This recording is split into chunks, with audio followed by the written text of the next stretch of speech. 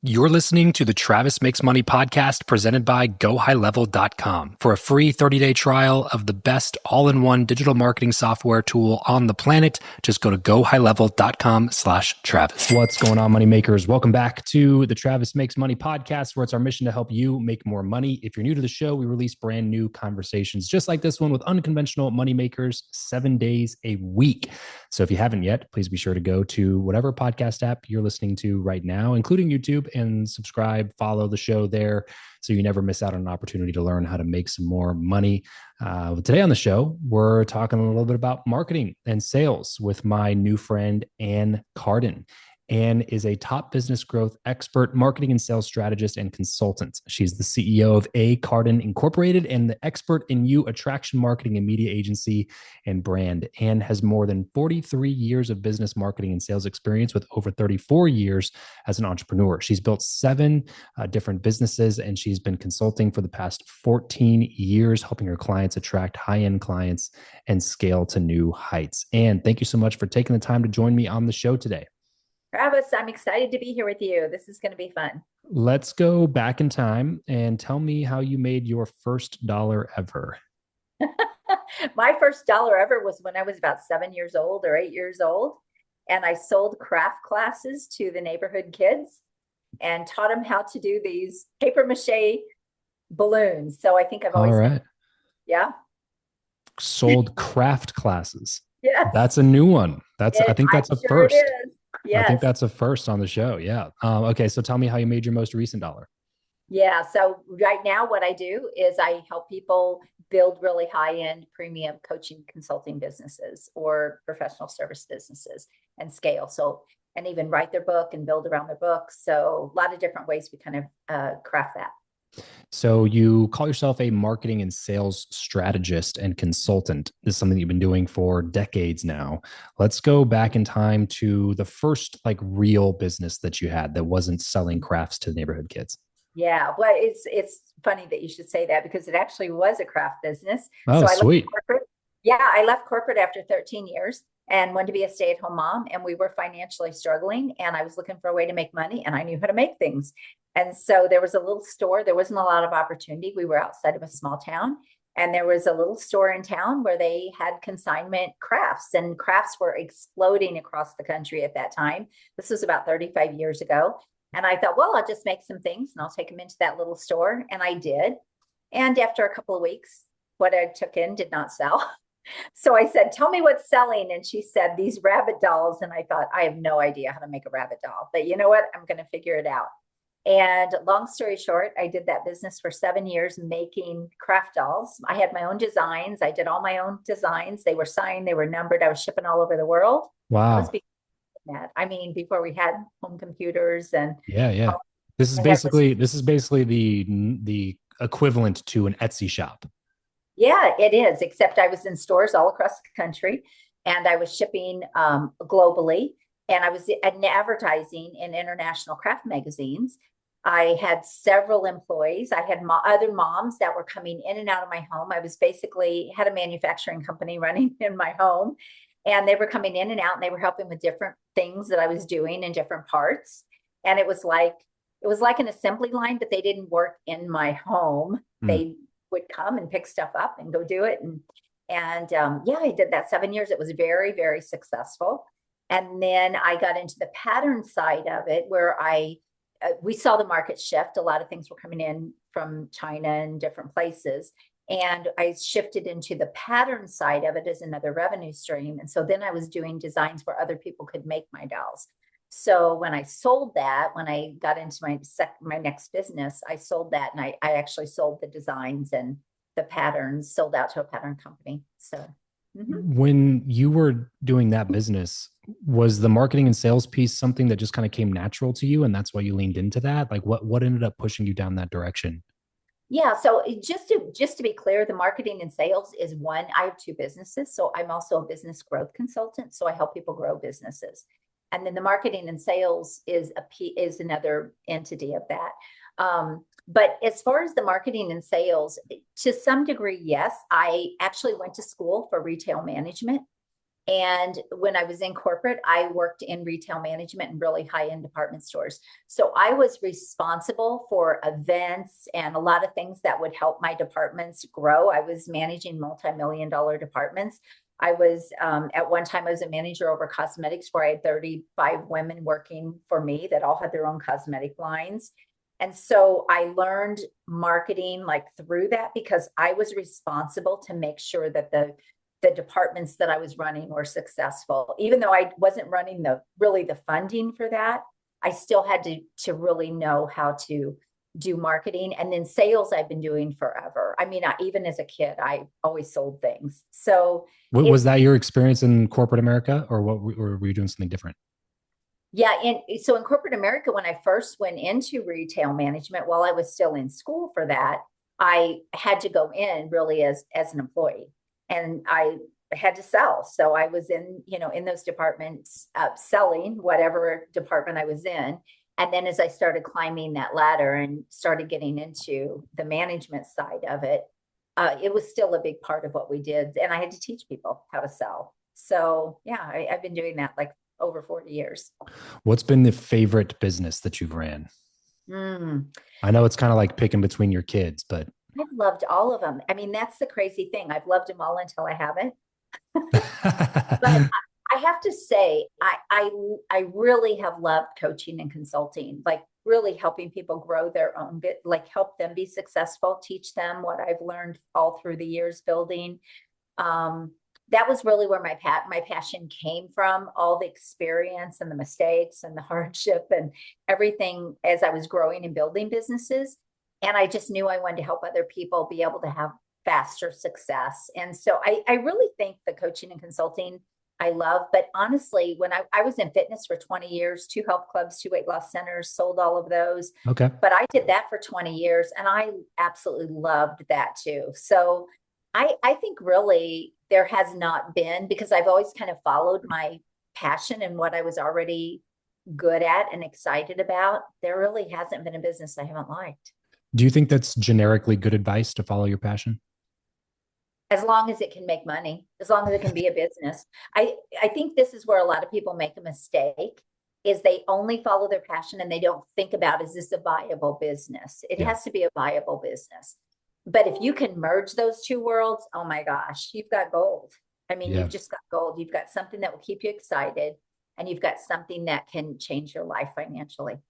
Yeah, it's so funny because I have obviously a variety of people on the show, and that's something that we've talked about fairly frequently. And I find I, I always find myself somewhere in the middle on most of these conversations because I see it work for so many people in different directions. You know, I'll have somebody that comes on who does super boring businesses, Mm-hmm. but they make a lot of money and it frees up a lot of their time to do the things that they're passionate about in their spare time. And then they're like, oh, it's terrible advice to follow your passion. You should do something that makes money and then you can do whatever you want in your free time, the things you're passionate about. And then I talk to other people that are like, you should absolutely follow your passion. And that's how I've been able to stick in the game long enough. Because if it wasn't something I was passionate about, I would have given up because I didn't care about it. Mm-hmm. And I it, that's why I think it's important to have the conversation, because ultimately I think it's comes down to the individual, Exactly. whoever it is that's making the decision. It's like, can you stomach the idea of doing something that you don't really have a passion for a certain amount of time to gain competence in that area? Because I've also found that competence drives passion.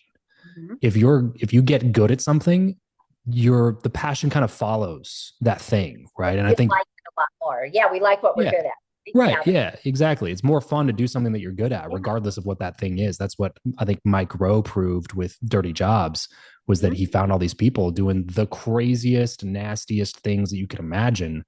But they're some of the happiest people in the world, and some of them are running multi-million-dollar businesses that Yeah. have given them the freedom that they never thought was possible. And of course, they're not passionate about sewage, you know, but they've gotten good enough at doing that business that it's driven passion behind at least some aspect of doing what they do. Yeah. And I think that is kind of the unlock. It's like, Things can be a runway. Like, yeah, door for you. So maybe you start this business not with the intention that this is going to be your main thing, but maybe you start that and then it starts funding something that really you are passionate about and Yeah. can be that you really love and will keep you motivated. So I think what you're really talking about is kind of know who you are and know what drives you, what motivates you, but Correct. also look at what is that game plan going to be, because anybody can do something for a short amount of time. So if I go run a plumbing company, I'm not excited about running a plumbing company, but I know if it's going to get me to a different goal that I Yeah. really am excited about, then I would be much more likely to want to do that. So I think it's important to kind of know about who you are and And what works for you. and for most people, I think that path is a little bit of a better path if you're solving for statistical likelihood of a positive outcome. I think doing those types of businesses that are they're just proven. You know Yeah. what I mean? Like there's Yeah. not, you're not, it's way less risky to start a plumbing company than it is to come up with this brand new idea or concept for a product that has absolutely no proof of concept, that you don't even know if it's going to solve the problem that you're thinking about solving. Like going from 0 to 1 is often the most difficult part of the entrepreneurial journey. And sometimes if you can just start at 1 by picking a business that's already extremely proven that there's massive need for, and you just make it a little bit different, then that is actually probably a better path to success for most people. Yeah. But also some people have a personality type that's just like, I can't focus on anything that I don't like. And so if Yeah. that's you, then that's probably not going to work out for you. Yeah. One of the things I help people do is take their expertise and turn that into a coaching or consulting business or some sort of service business, because the startup cost is very low for that. Mm. And the profitability can be extremely high. In fact, my coaching and consulting business has probably been one of my most lucrative businesses, because of what you're selling and the value that you're selling. So that's a really fast path for people. I see a lot of people that want to start coaching businesses and they maybe think that they have to buy into a coaching organization and get all their tools and all their bells and whistles and all that thing. And that's a very slow path. That's like learning how to do a whole nother bit. I mean, that's like going back to school, and now you have to learn all their stuff. But when you take what you already know and what you're already good at, and you figure out who's a market that could use these services, and you go and just sell and help, that can be a really fast path for building income. And that's one of the reasons why, I've been doing that for 15 years, teaching people how to do that. So I love that. And do you believe that who you know or what you know is more important? Both. I think I think what you know is important until you get to the place where now you need to know now it's a who.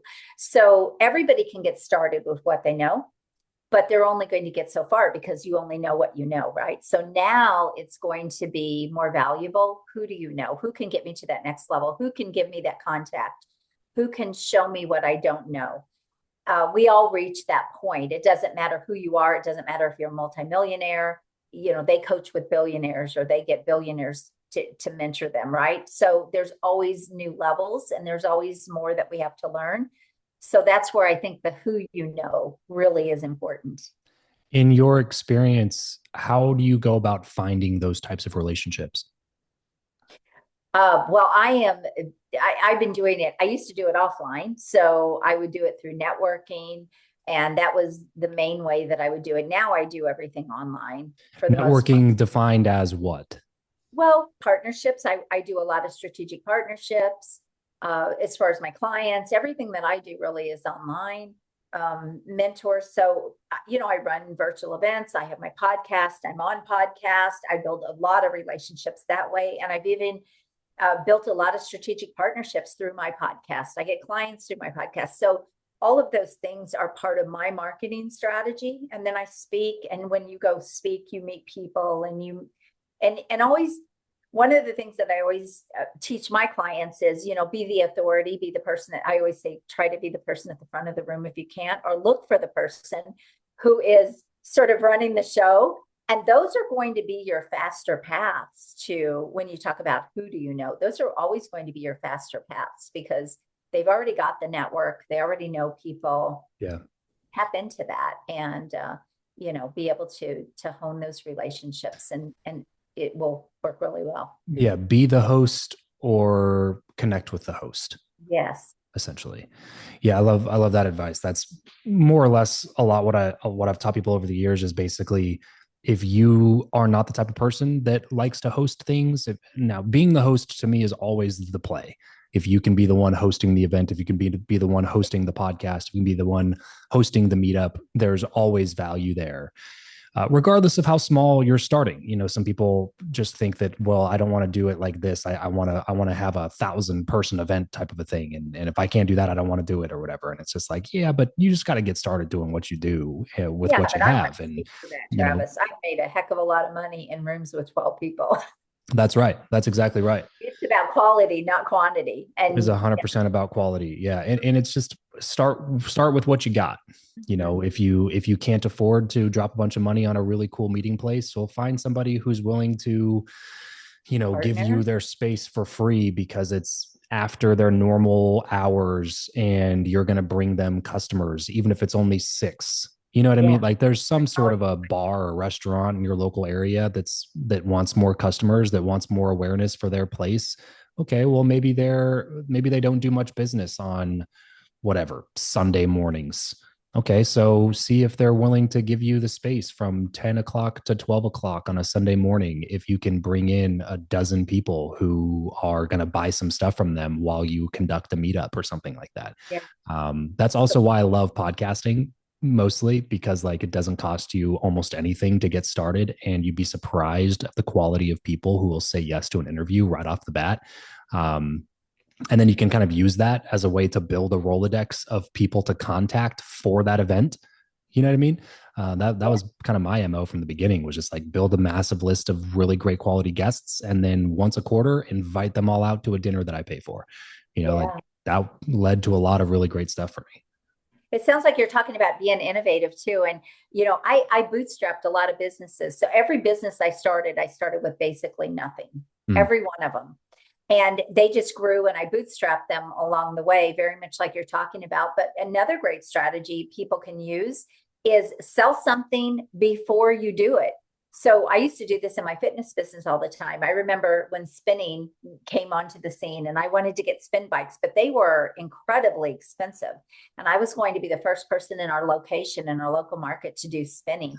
But I didn't know if it would take off. And if I just went and asked all my gym members, hey, would you love for me to do this? They'd all be like, yeah, I'll spend the 30 grand, Ann. And we'd love that, right? And so I wouldn't do that. So what I would do is I would put together packages and I would say, hey, I'm going to bring this in. This is what it's going to cost. This is what you're going to get. Do you want it? They would buy it. And I would say, if I don't get enough people, if we don't get the interest, I don't buy the bikes, I'll return your money. And I would hold the money and I would get those bikes paid for before I ever brought them in. So Absolutely. innovative like that too. You're speaking my language right now, especially because this is something that somebody listening definitely needs to hear, is that most people will say yes to any idea that you throw in front of them because they just don't want the confrontation of pushing back on the idea. So they're just going to be like, oh yeah, man, that sounds great. Yeah. Yeah. And of course, of course I would, do the spin thing. Yeah. That sounds fantastic. Cool. And then you go do it and you do all the work to provide the service and you go back to those same people who said they would do it. And then all of a sudden they have every excuse in the world as to why they can't pull out their wallet and actually give you money for it. So the solve is have people vote with their wallets, not their words. 100%. Yes. I Yeah. love that. Yes. Wallets Yes. are greater than words. Yes. Yeah. And That then, is a great quote. I yeah. love that. Words and, are greater than words. I love it. and then you No, can that's so use that true. money to go do the thing. Yes. Yeah. So you could do that, if you want to do a big event, sell the tickets and the thing is just be transparent and upfront with people. I don't know if this is going to be what people want. I don't know if people are going to invest, but you have to strategize in a way that you're getting the money far enough in advance and all of that. Obviously, there's a lot of ways to do it. And you could do that through partnerships. You could partner with somebody who has the network, who has the people, and then you sell. Travis, I tell you what, I wish I would have had all the tools we have now. I wish I would have had that 35 years ago when I started my first business. I mean, I can't even imagine what would have happened. I was so successful in those businesses. I can't even imagine how successful they would have been if I would have had everything we have now. Yeah, no It's kidding. Just access to information. it's Information's just all over the place. Things that you yeah, used to have to spend 100 grand for like an MBA to learn this information from yes, qualified people. Now you can just log on to Harvard's free lectures. yeah, They absolutely. literally I had a Harvard professor on the show the other day, and she was like, yeah, we put all my lectures out for free. I was like, what? Isn't that This is insane. yeah. However, we know, information isn't typically what transforms people as much as um, implementation, right? And Absolutely. It's the it, action. yeah, the action. So, Yeah, the action is what matters the most. mhm, But the information can no longer be the excuse. that's Is the right. difference? Like That's, maybe you might have been able to get away with that 20 yeah. years ago. You know I what I think we're mean? going to see colleges shift. Like, I think we're really going to see it shift in college educations. I see that going away completely. I hope so. I hope Yeah. so. I mean, it's turned into one of the biggest in your face scams in the country. Yeah. And it's not a blanket statement, and of course you can't throw the baby out with the bathwater. There's a lot of really great things that come from a formal education, even as it relates to networking and getting to know people. College Right. can be a really great place to go meet a bunch of people from all over the world that you would have never met otherwise. Mhm. It can be a great place to get great mentorship from people, and in certain fields and sectors you need to have an education. And Right. frankly, I would not use you if you didn't have a degree. You know what I mean? If you're a doctor, like I want to see the MD after your Right. name, or you're not cutting me open. You know what I mean? So there's certain things that it is necessary for and that it should exist for. Yeah. But the generation before my generation, I think, was so focused on it that now it's just become ubiquitous. It's like everybody's got a bachelor degree. That doesn't mean anything. A bachelor's Right. degree, that just doesn't mean anything anymore. You know And what I they don't mean? even use, like my daughter, when she went to college, got a bachelor's degree that she never used in any of her career, in Right. any of life. And when I went to I went to a year of college and thought I was going to be a teacher, and decided college wasn't for me, and thought, I love clothes, I love shopping, I think I'll I had a cousin that went to school to be in retail management, and I thought, well, that sounds fun, I think I'll do that. So it's kind of like a tech school where you got like a certification kind of thing. But it was great. It opened doors for me. It took me into management. I learned so much. I learned about business and marketing. So there's a lot of other avenues you can go to. And it's kind of knowing who you are and figuring that out. But yeah, I think we're going to see a lot of the education system shift for Yeah, sure. absolutely. And if you had to start over today, what type of business would you get into? Mm. Oh, I would have to say really the one I'm in now, Hmm.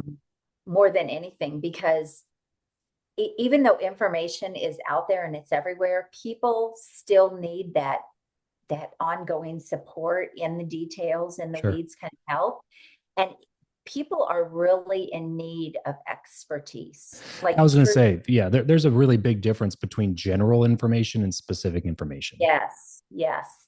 And even And that specific help. Like when I work with my clients, I give them all the strategies and all the stuff, right? But along the way, I don't let them get stuck. Little things come up or they get hung up on something. And that what would typically stop people in their tracks, now they have that support and that guidance to get through that and work through that. And also, everybody's business is a little bit different. And they need a little bit different things, and they're different people. And so, having that support system, the reason I became like really a business coach is because I worked with a business coach in my last two businesses, and it was the most impactful thing I had done in all the years I'd been running businesses.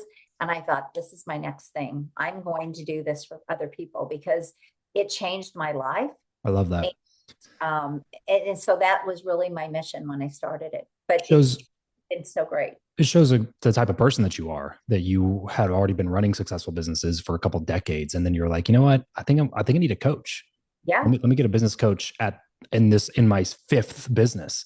Not, you know what I mean? Like, to be able to be like, have that ability to rethink and be flexible. Even though like a lot of people just get that they build up that ego over time, and Yeah. it's like, well, I've already done this 3 or 4 times. Why am I going to pay somebody to tell me the stuff I already know? Yeah. But you didn't do that. You were open to new information, open to a new source of wisdom, and it ended up working out for you in a really big way, and then forming the rest of, your career path, essentially. Yeah. And she was such a great, so one of the things that kind of happened, just I expanded. We were in the recession. I expanded. I opened two more businesses. Most people were shutting down. And I thought, oh, this is a great time to expand. So I did. But those two businesses, we were coming out of a recession. So it was really difficult. I was just keeping my head above water. And so I had a coach approach me. Well, I didn't even know what a business coach could do. Like, I had no idea. And I thought, well, I need to do something with these businesses. And clearly, I know how to do businesses, but for whatever reason in this market, it's not going where I want it to go. Like, I'm just keeping my head above water. And so I hired her. So I was open, but I also needed it at that time because I wasn't sure what I could do differently. She happened to be a brilliant marketer. She actually worked with Dan Kennedy, was one of his students, and she was a brilliant marketer. And it turned out that really the marketing piece was just my problem. I knew how to run a good business. We had a good model. In fact, later I ended up teaching her my model, which was really kind of funny, but we ran a great business. It was just, I couldn't get the right people through the door, and there were just some marketing gaps. That was also the thing that took me on a course to become better in marketing, because I had burned up some money in marketing and I didn't know all the little nuances and details that I now teach people. And so she was able to help me turn those around, like literally in 30 days. And I was so excited about it. And I stayed with her for a very long time, but I just saw the impact of that. But that's why I don't just say I'm a business coach. I also do the marketing and sales side with people. Where would you recommend most people get started in their journey of making more money today? I would say, look at what you are already great at doing. Look at that skill set and that expertise, that career path, maybe that I call it career collateral. Anything that you've done that you've been successful at, there's somebody out there that could use those services, package, market, and sell that to get started. And then if you love it, you could stay with it. You can build a whole thing around it. I always suggest write a book around that and like actually position yourself as an expert around what you're so good at. And then that opens that door of credibility, and it's much easier to get clients that way. That's a great place for people to start. And this has been awesome. Thank you so much for taking the time to join us on the show today. Let's move into the final segment presented by High Level. If you're an entrepreneur and you could use a all-in-one CRM and marketing platform, highly recommend getting a 30-day free trial of the High Level platform. You can go to gohighlevel.com/Travis. Let's move into this last segment. Ann, you ready? Yep, let's do it. What profession other than your own do you think that it would have been fun to master? Oh boy, let me think about this. I think probably e-commerce in some way. If you could sit on a park bench with someone, past or present, and chat for an hour, who would it be? I'd have to say Jesus. How do you like to consume information best? Books, audiobooks, blogs, podcasts, YouTube videos? YouTube videos and audiobooks. What is your go-to pump-up song, Ann? This Girl's on Fire. What is something that you're not very good at? Administrative work. Hate it. And as we get everything wrapped up here, Ann, where can people go to get more from you? You can go to annlcarden.com. Ann L. Carden? Carden.com. Ann L. Carden, Carden, AnnLCarden.com to get more from Ann. Social. Yeah. Awesome. And thank you so much for taking the time. I know you got a lot of other things that you could be doing with your time. So we appreciate you sharing some wisdom with us here on the show. Everybody else listening, remember, money will only solve your money problems, but it's a little bit easier to solve the rest of your problems if you got some money in the bank. So let's solve that problem first here on the Travis Makes Money podcast. Thanks for tuning in. Catch you guys next time. Peace out.